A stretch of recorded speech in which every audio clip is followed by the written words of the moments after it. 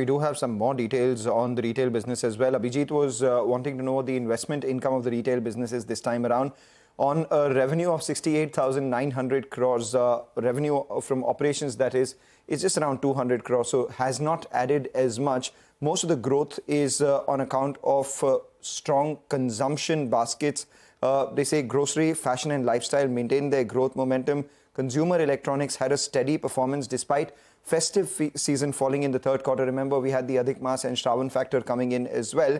And we did see them open 71 million square feet of additional storage space in this quarter. The store footfalls were close to 260 million.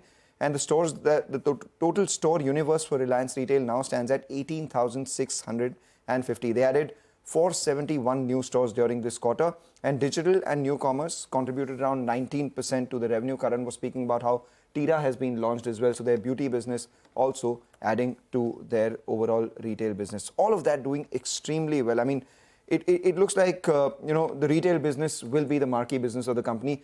In a lot of the annual general meetings, the chairman has said that he's looking forward for retail to be the biggest contributor to the company in terms of revenue and EBITDA too. Okay, so it's both the consumer-facing businesses, right? A stellar growth in the retail business and stable growth in the telecom business is something that are the cornerstones of the performance this time around. The net subscriber addition has also accelerated. Jio has now added an industry-leading 11.1 million subscribers during this quarter. And the average revenue per user, as we told you, has increased 2.5% year-on-year, coming in at 181.7 rupees.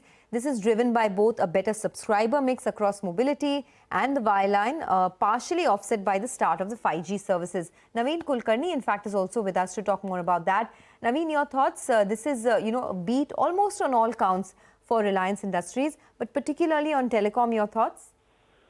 Yeah, so we were expecting an ARPU of around 182.5. So overall, the numbers look in line, but I would say the subscriber addition has been stronger than what we anticipated.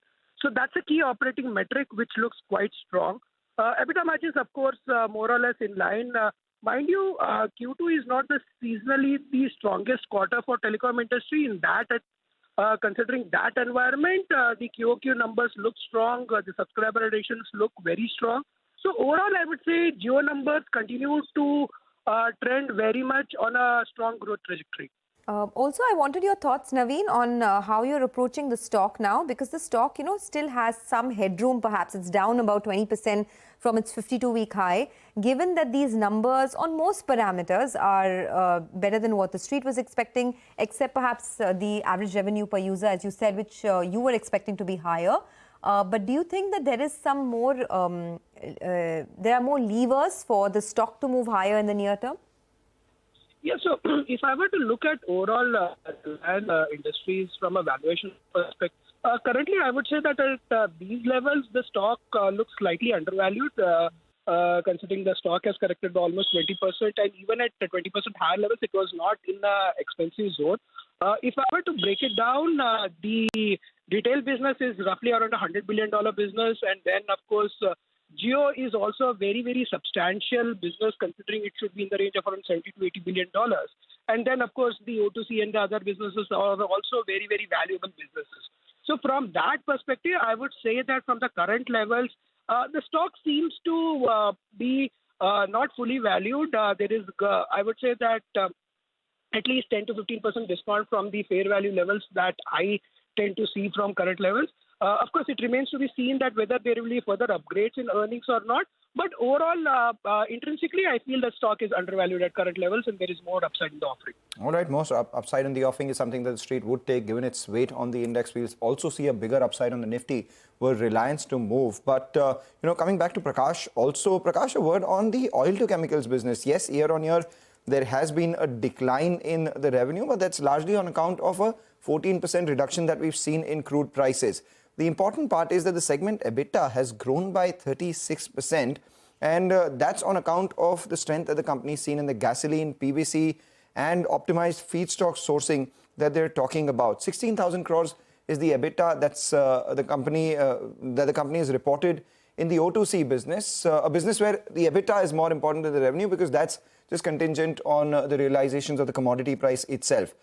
This is still a large EBITDA contributing vertical to the company. Your thoughts on the environment here and how one should look at this business? So, that's an interesting point that you make, Mangalam. The EBITDA has grown primarily because of, the maintenance of the EBITDA growth is primarily, I think, attributable to volume growth and not just, price realization and things like that, which can be fairly volatile.